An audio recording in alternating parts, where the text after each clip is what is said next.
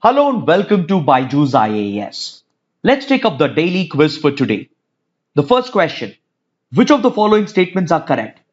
State legislative assemblies can pass resolutions expressing their opinion against a central law, even on matters under the Union list. Such resolutions adopted by the legislative assemblies will have the force of law. Amongst the given statements, the second statement is incorrect, so option A is the right answer. See, under the seventh schedule of the Indian Constitution, the subjects of governance have been divided into the Union list, the state list, and the concurrent list. The Union government and the Parliament exercise complete jurisdiction over the Union subjects. Similarly, the state government and the state legislative assembly exercises full jurisdiction on the state subjects, and they both share the jurisdiction with regard to concurrent subjects. But however, the Constitution also states that if there is a conflict between union laws and state laws, then the central laws passed by the Parliament shall prevail, thereby clearly establishing the supremacy of the Union. But however, even on matters under the Union list, state legislative assemblies, they still have the powers to pass a resolution expressing their opinion against a central law. But these resolutions do not have the force of law.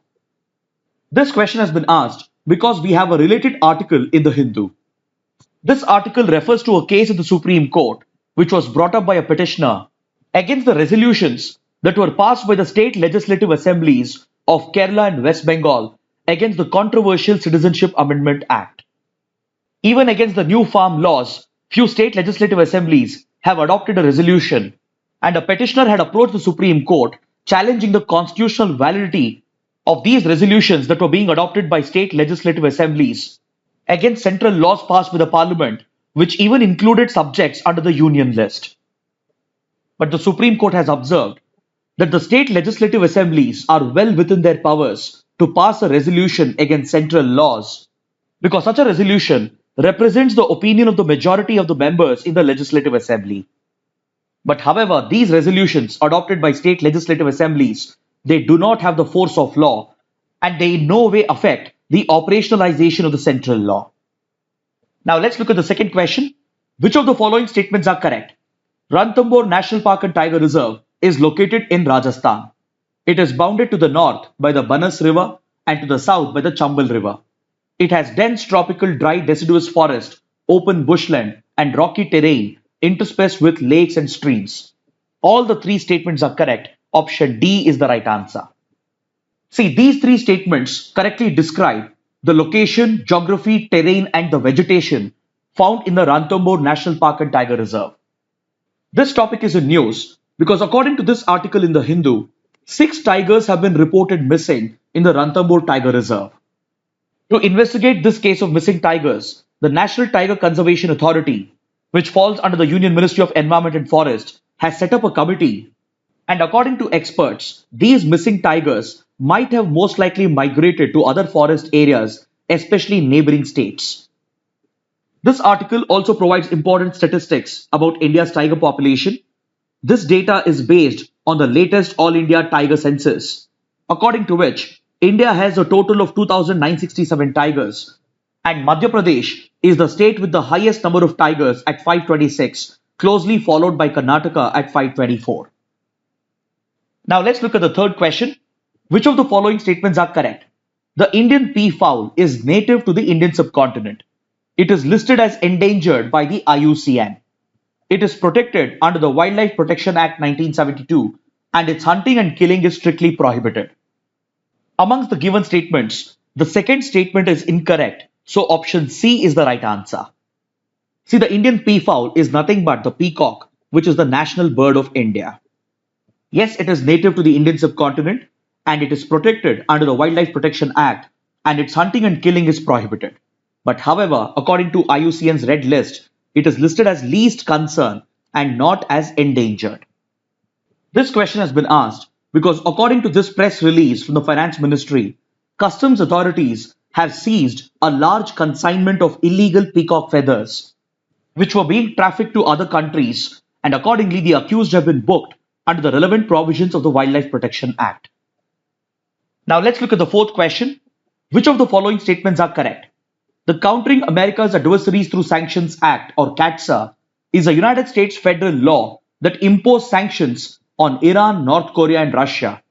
It has had an impact on India's oil imports from Iran and the S-400 deal with Russia.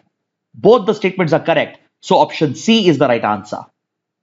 See, CATSA is an American federal law adopted by the US Congress, and it declares three countries as the adversary states of the United States. This includes Iran, North Korea, and Russia, and it places primary sanctions on them. Then it also proposes secondary sanctions on other countries that have a trading relationship with these three countries, especially in critical sectors such as oil, defense, etc. Until recently, Iran was a major oil supplier to India, but because of the CATSA sanctions, India's oil imports from Iran came under pressure, and eventually India had to zero out its oil imports. Then with Russia, India was looking to import the S-400 missile system, which is an advanced air defense platform. And this upcoming acquisition of the S-400 missiles from Russia, also known as the Triumph missiles, has come under the threat of the CATSA sanctions because the US has said that India might invite secondary sanctions. However, India has been lobbying with the United States to seek a presidential exemption because under the CATSA law, the US president has the discretionary powers to provide case-by-case exemption if such a deal is in the larger national security interests of the United States. This question has been asked because according to this article in The Hindu, the US Secretary of Defense, who's on a visit to India, is expected to bring up the S-400 deal and the impact of the CATSA sanctions with India. Now let's take up a question from the 2017 prelims paper. Consider the following statements. In the elections for Lok Sabha or State Assembly, the winning candidate must get at least 50% of the votes polled to be declared elected. According to the provisions laid down in the Constitution of India, in Lok Sabha, the Speaker's post goes to the majority party and the deputy speakers to the opposition. Both the statements are incorrect, so option D is the right answer. See, the first statement is incorrect because in India, we follow first past the post system, and the winning candidate in a Lok Sabha State Assembly election just needs to get majority of the votes, and he will stand elected even if he gets less than 50% of the votes that have been polled. Then the second statement is incorrect because this is more of a convention and not a constitutional provision. See, the Speaker and the Deputy Speaker of the Lok Sabha, they are elected by the members of the House, and the convention in the House is that the Speaker's post is given to the majority party and the Deputy Speaker's post is given to the opposition party. And this is a convention and not a constitutional provision. Hence, both the statements are incorrect and option D is the right answer. Now, under the fact of the day discussion, let's talk about the upcoming visit of Prime Minister Modi to Bangladesh and the significance of the places that he is going to visit. In the coming week, Prime Minister Modi is carrying out a historic visit to Bangladesh, and during this visit, he is slated to go to many places of political, historical, religious and cultural significance, which highlights the strong relations between India and Bangladesh. See, the upcoming Prime Minister's visit has been designed to coincide with the 50 years of independence of Bangladesh and the 50 years of establishment of diplomatic ties between India and Bangladesh. This is to pay tribute to the 1971 liberation of Bangladesh war and to the direct role that India played in the liberation of Bangladesh. So as a part of this visit, Prime Minister Modi would be visiting the Bangabandhu Shrine, which pays tribute to Sheikh Mujibur Rahman, the founding father of Bangladesh, who is also referred to as the Bangabandhu. Sheikh Mujibur Rahman led the Awami League and fought for the rights of the Bengalis who were being oppressed by the Pakistani state. And with the direct backing and support of India, he led Bangladesh to victory in the 1971 Bangladesh War of Independence. So India has always shared a special relationship with Sheikh Mujibur Rahman, and now his daughter Sheikh Hasina, who is the current Prime Minister of Bangladesh, happens to be a close friend of India and has personally ensured that India's interests are protected in Bangladesh. Next, the Prime Minister is also expected to visit the Harichand Thakur Shrine in Orakandi. See, Harichand Thakur, depicted in this image over here, is the founder of Matua Mahasangha, which is a religious reformation movement that originated in Orakandi in today's Bangladesh, and it was started back in 1860. Today, the Matua sect has become one of the important sects under Vaishnava Hinduism, and the members of this community were earlier treated as Namasudras or untouchables. The objective of Harichand Thakur in establishing this sect was to lead religious reforms and to uplift this downtrodden community through education and other social initiatives. Today, the members of this sect, they look at Harichand Thakur as a god and an avatar of Vishnu or Krishna, and the community even today shares a strong connection with India because several members of the community are spread across different parts of West Bengal as they migrated to West Bengal post the partition.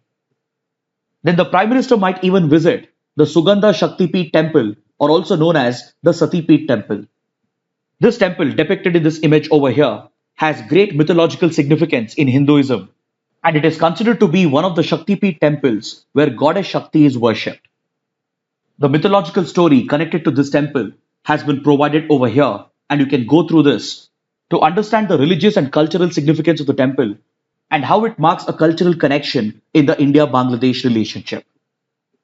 Next, the Prime Minister might also visit Kutri Bari in Kushtia, which was a country house that was built by Dwaraknath Tagore, the grandfather of Rabindranath Tagore. Rabindranath Tagore lived a large part of his life at this house known as Kuti Bari, and this is where he composed several of his masterpieces, including few songs and poems of Gitanjali. It was in this house that Rabindranath Tagore began translating the Gitanjali to English, for which eventually he was awarded the Nobel Prize in Literature. Today, this house has been converted into the Tagore Memorial Museum by the Bangladesh government, and the Prime Minister is expected to pay a visit to this site. Then finally, the Prime Minister might even visit the ancestral home of Baga Jatin, again in Kushtia. Baga Jatin was the popular name that was given for revolutionary freedom fighter Jatindranath Mukherjee. He founded a revolutionary party known as the Jugantar Party, and it was set up in 1906 to lead a revolutionary freedom struggle against the British. The formation of Jugantar Party was a direct response to the controversial decision of Lord Curzon to partition the Bengal province.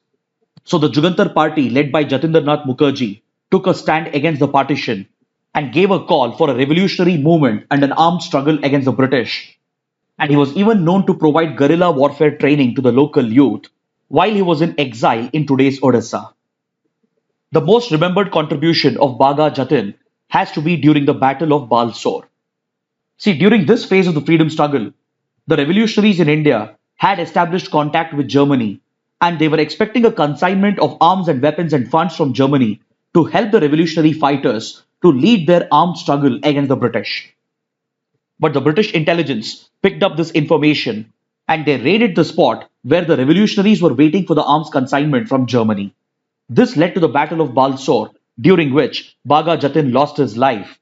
But his revolutionary activities did have a major impact on the British forces. So this ends our discussion for today. Thanks for watching.